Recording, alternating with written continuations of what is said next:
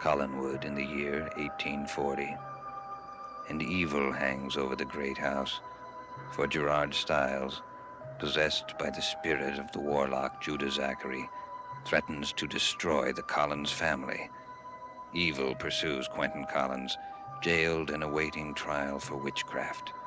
And Daphne Herridge continues to receive strange notes from someone long dead. Now the notes to Daphne threaten her with death. Gerard knows of the notes, but doubts their supernatural origin. On this night, he hides in Daphne's room, confident that before the night is over, he will solve the mystery.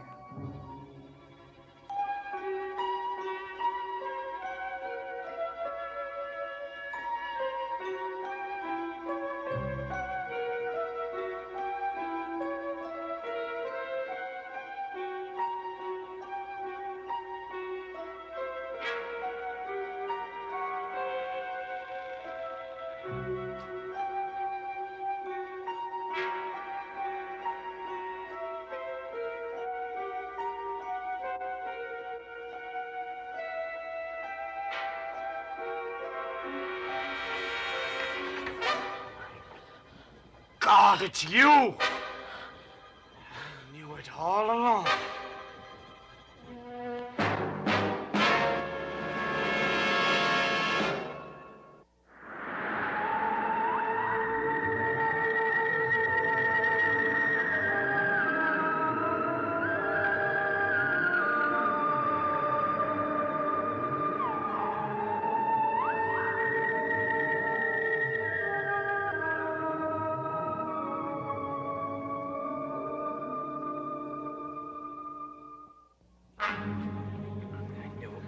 Along. Samantha, you come over here and sit down. I have a little counting to do. I don't have to account to you. Would you prefer explaining your actions to a judge in a court? Now you tell me. Tell me it all. I won't tell you anything. The notes. Tell me about the notes. I don't know what you're talking about. Don't you? What notes? Supposing the judge would like to hear more about your talk on your testimony in court about the ghost. The ghost that turned out to be you. That's a lie. Is it? Daphne received a note tonight saying that someone would try to murder her. And here I find you over her bed with a knife. What were you doing here tonight? When she showed me the note, someone tried to kill me last night. I started to think who it could have been that wanted to dispose of both Daphne and me. And the only name I could think of was yours. You tried killing me last night, didn't you? No, I didn't. Not that I wouldn't love to see you dead. I don't deny that. But you don't deny that you would have sent those messages to Daphne and that you wanted to kill her had she been here. I had no intention of killing her. Then what were you doing standing by her bed with a knife? I will tell you nothing. Oh, yes, you will, my dear. Before this night is out, you will. Why did you write the notes? What had you gained by them? Come on, Samantha, start talking or else the police will start asking the questions. On what charges? Attempted murder. All right. I didn't want to kill her. I just wanted to frighten her. I wanted her to leave this house desperately, just the way I want you to leave it. And Nan? You plan to get rid of her and start working on me. Yes. You answered a few questions. You will be very useful to me, Samantha. Very useful indeed.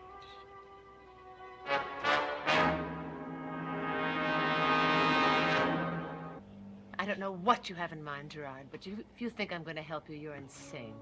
Why don't you just stop and think for a while? Don't touch me. Does my touch really disturb you? I can't bear to be in the same room with you. That will change. I'd rather die than lift a finger to help you with anything. Come on, Samantha, stop acting like a little schoolgirl. If you know what you want, and I assume you know what you want. Yes, I know what I want. Then why don't you help me, and I will help you. First of all, tell me about the notes, and tell me about Joanna. All you know about her from the beginning. What if I refuse? I will make sure that you go to the authorities. Oh, I promise you. It won't be too beneficial for Quentin because he will still have no acquittal. And as for you, I shall make sure that you are prosecuted at the highest degree. Now, what will it be? Work with me or with the law? Oh, yes, my dear. You take your time and think. I don't mind being in the same room with you. In fact, I rather enjoy it.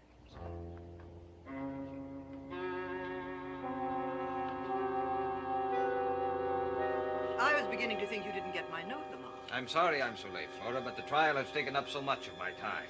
The trial seems to be occupying much of everyone's time. I sent for you because I'm anxious to know the result of your investigation. Investigation? Oh, come now, Lamar, you haven't been that busy. The other day, when you and Gerard left this house, you were convinced that Barnabas Collins was a vampire. Oh, yes, of course. Oh, what did you find out? Well, our suspicions appeared to be unfounded. We were convinced he was a vampire. But Gerard went to the old house and saw him during the light of day. Well, that certainly proves his innocence. He couldn't appear in daylight and be a vampire. I, for one, am most relieved. Well, you don't look too pleased about it all. I'm still quite upset about my experience in the cellar of the old house. What do you mean? Gerard and I discovered the remains of my poor, unfortunate father there, sealed up behind a brick wall. Oh, Fred? Yes. He was left there to die by Barnabas Collins' father in 1797. Why do you think that Barnabas's father would do a thing like that? My instincts tell me. Instincts do not constitute proof, Lamar. And I doubt that Barnabas's father would do a thing like that. In any case, you can't hold one generation responsible for the misdeeds of another. Misdeeds?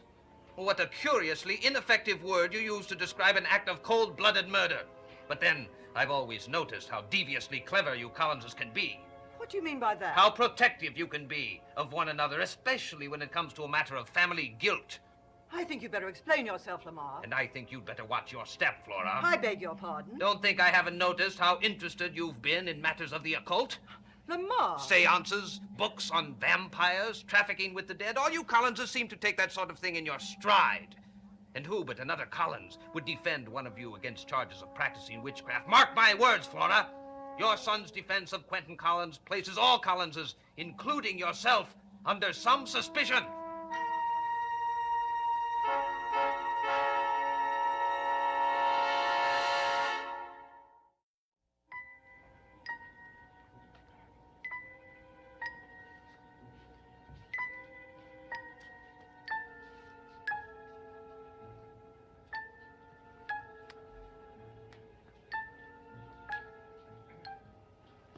You are against Quentin, aren't you?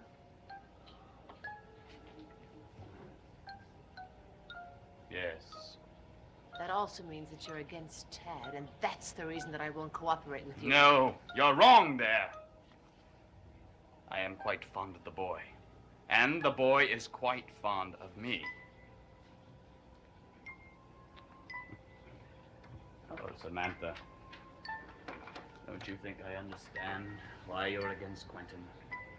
Why you've been miserable all these years?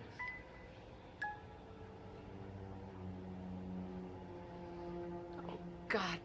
I can't believe that anybody knows what a living hell my life has been in this house. I've never been loved.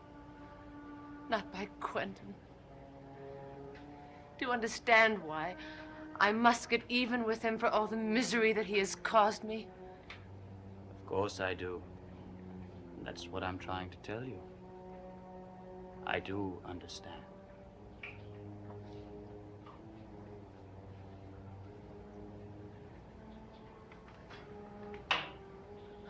I met Joanna briefly. She was seeing my brother Randall at the time. Quentin met her and fell in love with her and took her away from Randall. He then asked me for a divorce. Of course, I said no. I thought that was the end of the affair. You know, He went away to sea, to forget about her, but I knew that he wouldn't. What I didn't know was that his leaving would affect her in such a strange way. How did it affect her? It made her live in a complete fantasy world. She was trying to recreate the life she had with Quentin. Eventually, they sent her to an asylum. The authorities got so alarmed by her deterioration that they got in touch with Quentin here. That's how I found out where she was. I decided that I was going to go and see her. I knew that she had freedom of the grounds, and I saw her one day, standing there. Nobody saw us. You're the first person who knows about this visit. It's been a secret until this moment. Why did you go see her? I wanted to know what it was that was destroying my marriage. She talked at great length. When I learned of the passion that she and Quentin had experienced, it made me hate him even more. There had been love there. The kind of love that Quentin never showed me.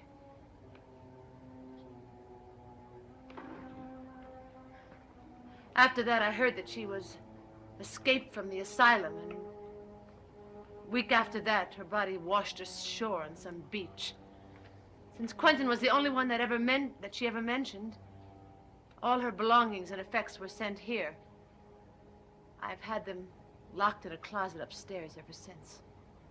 And that's how you received the possession of the note? Yes. She was writing in the asylum to Quentin, convinced that somehow her letters would bring him back. But tell me, how did Daphne and Quentin come into this position so easily? Well, at first I used her letters. Then I began to copy her handwriting. And then I could say anything I wanted. At first, I merely wanted to torture him a little. And then when Daphne came here and I realized that she was Joanna's sister, I knew that I had to go farther. I knew that I had to drive her from this house. Wait a minute. Daphne is Joanna's sister? Yes. Of course, that's why she had the pistol. What pistol? When I first met her, she was carrying a pistol in her purse. I asked her about it, and she explained to me. And I believed her. I don't understand. What? How ironic it all is. How incredibly beautiful it is. She came here to avenge her sister's death by murdering Quentin. And if it wasn't for you, she might have done it. I don't know what you mean. The notes, my dear. You sending her the notes merely brought Quentin and Daphne closer together. She will never murder him now. Well, perhaps that's just as well. Dying that way is too good for him. I'd rather see him beheaded. That's a fitting end to Mr. Quentin Collins. Have you always hated him this deeply? He was responsible for ruining any happiness that I might have had. Well, you still have a chance. What do you mean? Did it ever occur to you that I was forced into treating you like I did when you had to choose between Quentin and me? I don't believe You that. must believe it, because it is true. Samantha, I knew there wouldn't be any chance between you and me if Quentin was still around. You must understand. You must believe me. It's the truth. We could have a new life together. Well, I would believe you if you would help me get Daphne out of this house. It's impossible. Why? Because you love her? No, because I want you to write more letters. You see, Quentin will lose everything. And his faith in the letters will disappear if he finds out Daphne is out of the house. So we must keep her here. And then we will put the final touches on Quentin Collins. They will both be gone. And only you and I will remain.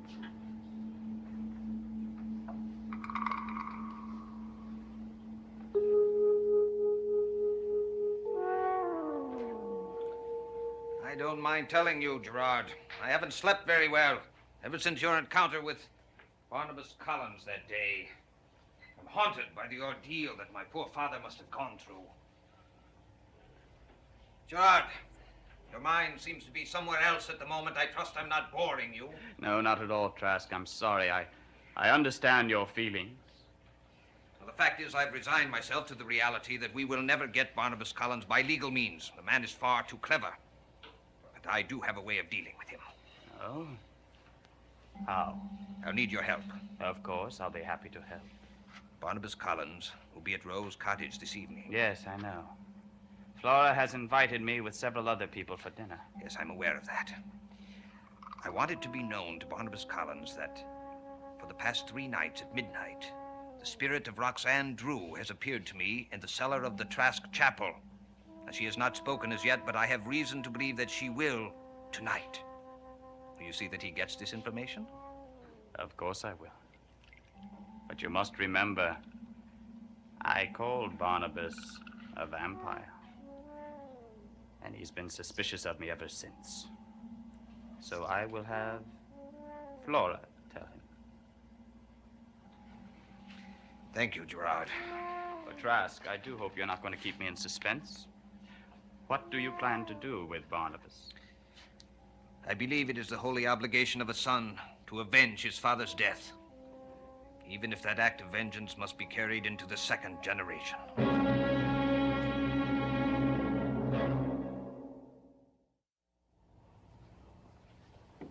It was a lovely dinner, Flora. Thank you, Barnabas. Yes. Flora has no peer as a hostess here, so I asked her to serve in that capacity at Collinwood. That was very dear of you, Gerard. And now, if you will excuse me, I have some work to do. Of course. Go right ahead. Good night. I wanted a chance to talk with Barnabas anyway.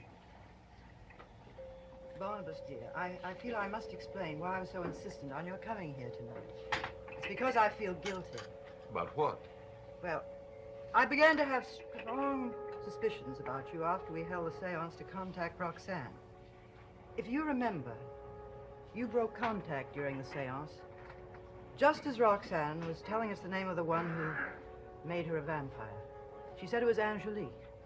And I had the feeling that you did it deliberately because you knew more about Roxanne's death than you cared to admit. Well, if you'll recall, I told you that my mother's name was Angelique. Yes, I know. And then Gerard and Lamar came to see me, and we discussed the dreadful events of 1797. And, well, we all thought that it was possible that you were responsible for the death of Roxanne, that you were indeed the vampire. Now you know that's not true. Yes, I can't tell you how ashamed I am. And I hope you won't hold it against the others. I only wish the whole thing hadn't had such a terrible effect on poor Lamar. What do you mean? Well, quite frankly, Barnabas, he hasn't been the same since. He's become quite bitter, and now he's having this curious experience with the spirit of Roxanne. What are you talking about? For the past 3 nights, Lamar has actually seen the spirit of Roxanne in the basement of his chapel.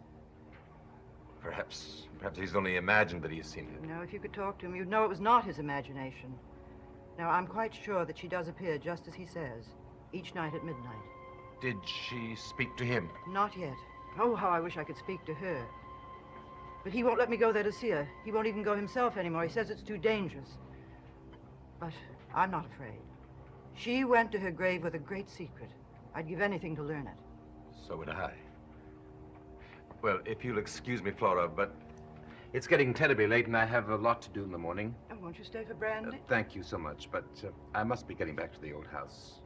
Thank you so much for a lovely dinner. The pleasure's been mine. Good night. Good night.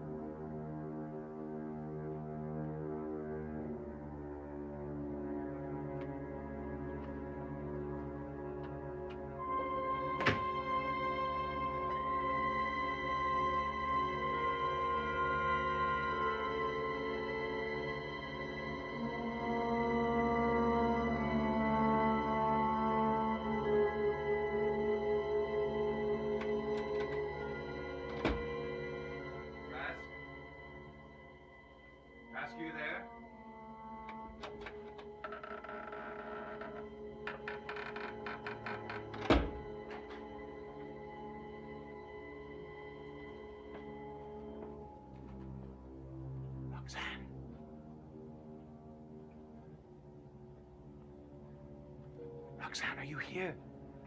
You must appear to me, Roxanne. I must talk to you.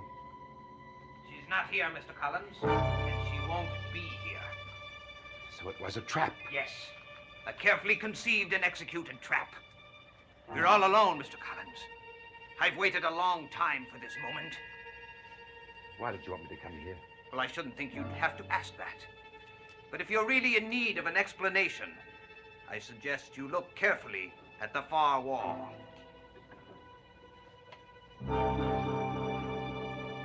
My father's death must be avenged, Mr. Collins, and you are the one who must pay.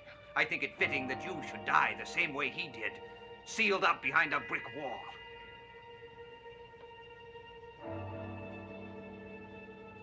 Do you really think that you'll get away with something like this? Well, consider how long my own father's tomb went undetected. Now move into that alcove. And if you're thinking of escape, remember I am prepared to use this pistol.